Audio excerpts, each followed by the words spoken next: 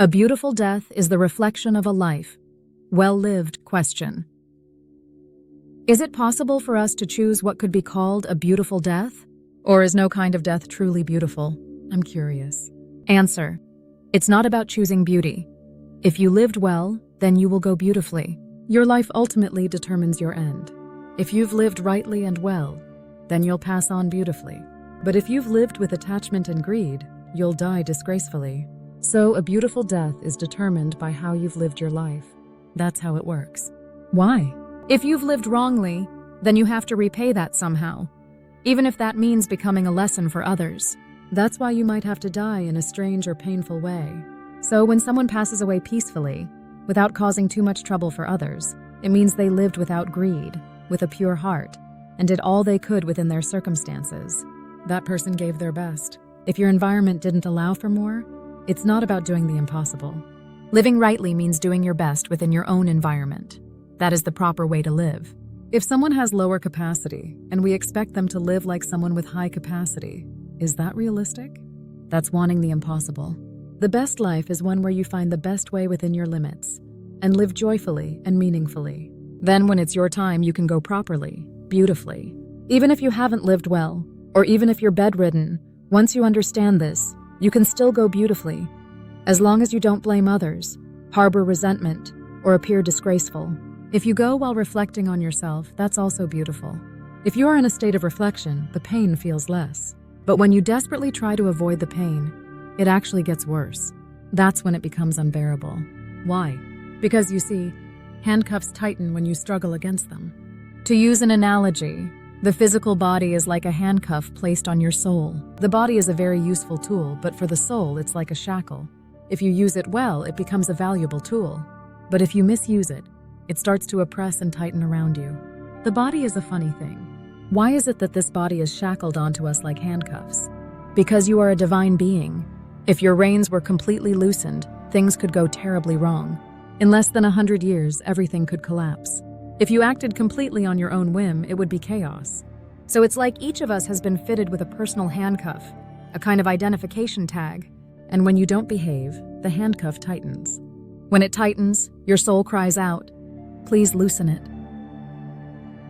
Even when your soul comes to the world of sentient beings using this physical body, because it's divine, if it were given too much freedom, it could do anything. That's why many tools and mechanisms have been put in place for our soul to interact with nature in a natural way. If we understand this rightly, we can handle our body wisely and not be overwhelmed by it. But if we go against the flow, nature takes control, and we end up suffering pain and hardship. So when pain starts to appear, we should quickly awaken. I made a mistake. Then things start to ease. That's how we need to live, with wisdom. The body is matter, and matter is part of the totality of the universe. Nature itself. This physical body was made very well so we can use it for a purpose. It is even connected to nature's own mechanisms. So if you use your body well, it brings great benefit. But if you misuse it, it brings harm. That's the way to understand it. Lecture 7196 Summary. How can we die a beautiful death? 1. A beautiful death is not a choice. It's the result of how we lived. Whether a death is beautiful or not depends on how we lived our lives. If we lived with greed and attachment, our death may be unpleasant or disgraceful. But if we lived with a pure heart, doing our best within our circumstances, our death will be peaceful and beautiful. 2. Living well means doing our best within our own situation. Living rightly doesn't mean being perfect or better than others. It means doing our best, even if our situation or abilities are limited. When we live joyfully and sincerely, we naturally come to a peaceful end. 3. Even in the end, we can find beauty through reflection and acceptance. Even if we're sick or bedridden, we can still have a beautiful death if we don't blame others, let go of resentment, reflect on our lives honestly. Struggling to avoid pain often increases suffering. Acceptance brings peace. 4. The body is like a handcuff on the soul. Our body is both a tool and a kind of restraint for the soul. Because our soul is divine and powerful, the body keeps it in check, like a safeguard. If used well, the body serves us. If misused, it causes suffering. 5. Pain is nature's warning signal.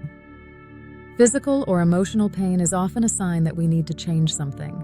If we quickly admit our mistakes and learn from them, the pain often eases. This is nature's way of helping us grow wiser. Core message.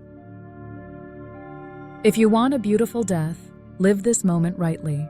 Death reflects the life you've lived. And I wrote the story based on the above articles. Short story, The Final Handcuff. The old man sat by the hospital window. His once broad shoulders had slumped, and the sharpness in his eyes had faded like dust in the wind. Terminal lung cancer. He spoke in short, broken sentences through an oxygen mask, yet his mind remained clear, perhaps clearer than ever. "Mr. Yu, what are you looking at?" The nurse, Sujin, asked gently. "The wind, the way it shakes the trees. It feels like it's shaking something inside me, like all the things I broke in my life," he said quietly, eyes fixed outside. His name was Yu Kong-ho. Once a high-ranking executive in a major corporation, he had risen from nothing to success. But he had lived a cold, sharp-edged life, distant from family and unkind to those around him. His wife had divorced him long ago. His son Min-soo had not spoken to him in over 10 years. Results, efficiency, success. That was all he had lived for. Only when he collapsed and was rushed to the ER did he begin to ask himself, "Is this it? Is this how it ends?" Since then, something in him had changed. He began noticing people. He thanked the nurse with a smile, showed gratitude to the woman who brought his meals. At the end of his road, he was finally learning how to live. One day, they managed to reach his son. Min-soo hesitantly entered the hospital room. "Father." "Min-soo, thank you for coming." Silence filled the space between them, heavy and unfamiliar. But from that day on, Min-soo began visiting daily. Sometimes they spoke. Sometimes they didn't. Sometimes he just held his father's hand. Looking at his son, Kang-ho thought, "Maybe I'm finally learning how to take off the handcuffs." One day, Min-soo asked, "Are you afraid, Dad? Of dying?" "Yeah." The old man paused before answering. "Not anymore. I'm not afraid of death. I'm just taking off the handcuffs I put on myself." Min-soo looked puzzled. "We all wear handcuffs. That's what the body is. It holds us back, keeps us from doing everything we want. It hurts us. It restrains us. But that's what keeps us from destroying ourselves. I used to resent that. I pushed people away, even love. But now I see, those handcuffs were a gift." He took a labored breath and continued. "They kept me from becoming worse. And now that I see it, I can finally let go, without regret." Tears welled up in Min-soo's eyes. Welled up. "You've already done enough, Dad. You've made peace." "Then that's enough for me. I'm ready to go. Beautifully." A few days later, Yu Kang-ho passed away peacefully, without pain or struggle. His face looked calm. His son and the nurse held his hand as he left.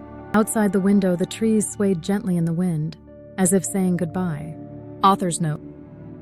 Yu Kang-ho's story is not extraordinary, but it reminds us that even near the end, life offers one last lesson. Though the body may feel like a handcuff, it is also a tool, one that keeps our divine potential from running wild. When we stop blaming others, let go of greed, and do our best within our circumstances, even death can be beautiful. To die beautifully is not a matter of luck or choice. It is the quiet reward for a life sincerely lived.